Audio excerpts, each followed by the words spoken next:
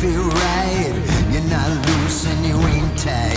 When you're up, when you're down, when you're messing around, it's for guys and for gals, it's a here and the now. There's whiskey and there's wine and either one is fine. If you pour me a drink, it's got to be shine. Methanol moonshine, methanol moonshine.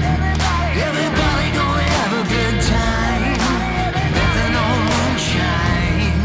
It's a full throttle on the perfect time for the hometown folk or the big city grind. Slide on a corner, don't it feel great?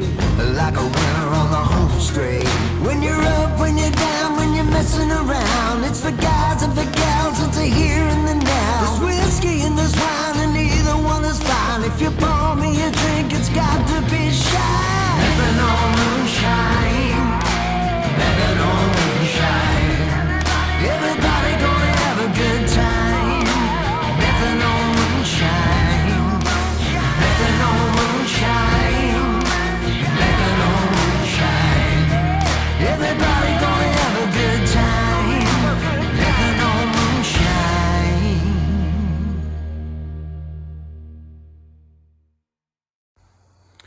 So Brandon, when I met you on the infield at Knoxville in the pits, it was a race car, but I had no idea that the push trucks were heavily ingrained in what you do. Can you explain to me with Dad how the Knoxville push truck applies to you guys? I mean, that's how we got to start them. That's where I started in when I was 2 years old, riding in the push truck. Is that right? Down at Oskaloosa and Knoxville some. So it was pretty well destiny that once I got into racing, you know, maybe not to grandma's choice, but that we'd end up in a sprint car. So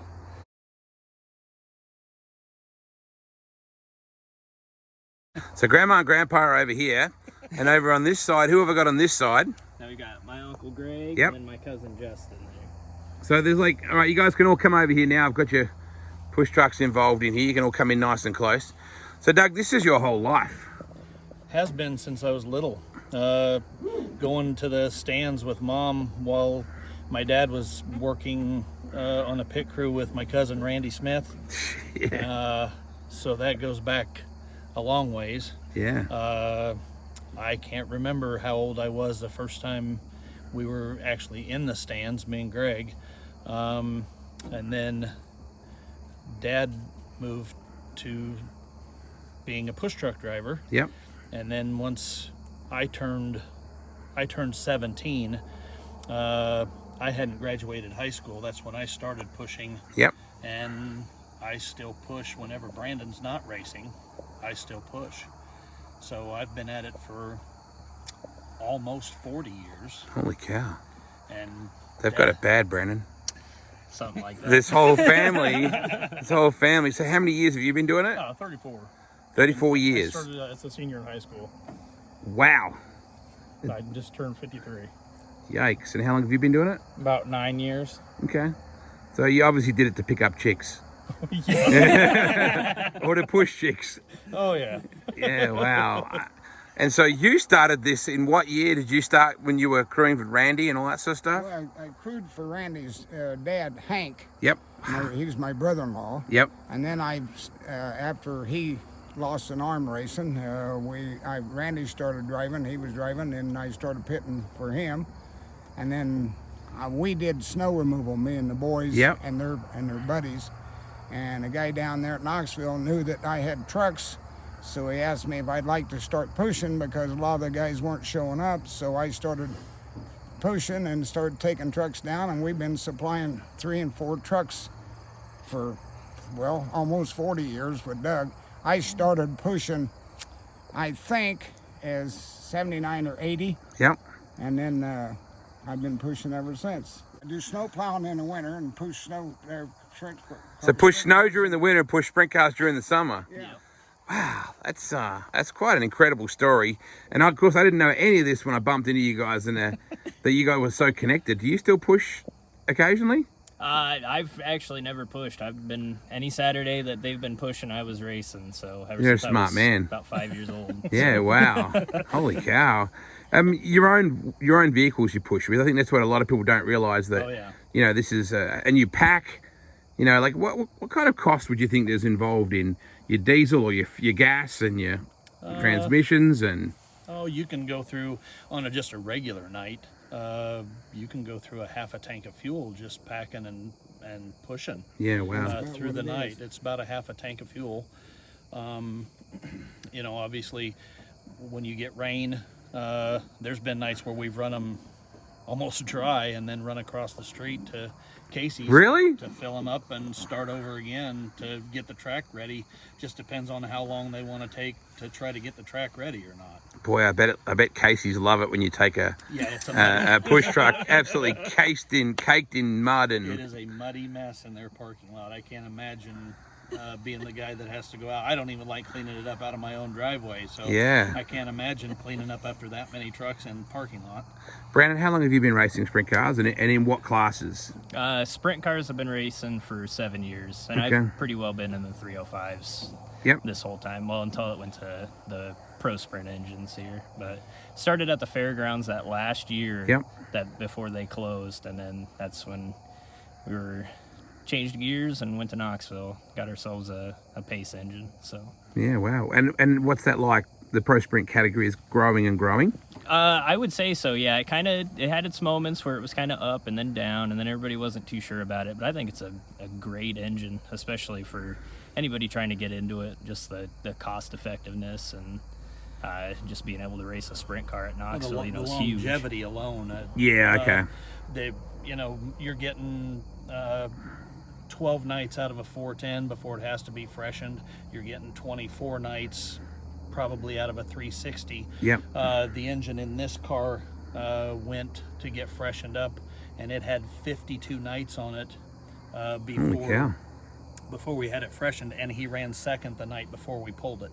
Okay. So it was still competitive, and the rebuild cost is a fraction of the other two. Yeah, right. So whereabouts do you race? Just at Knoxville, or you get around other places? We've primarily been at Knoxville for the last 6 years. We've gone down to 34 Raceway. Yep.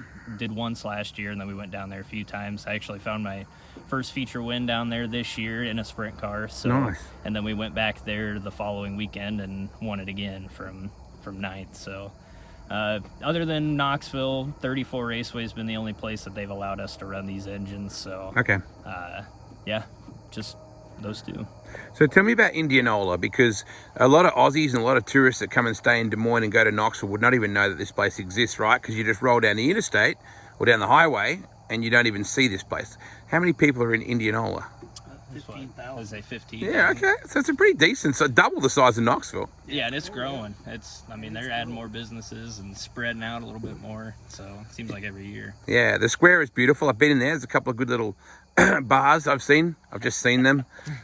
Can't say from experience, but I've seen them. But it's a pretty little typical Iowan, Midwestern, beautiful town. A city that's kept beautifully. And are there many racers that live in this city? Dustin Selvage, he lives here, and then his parents live here too.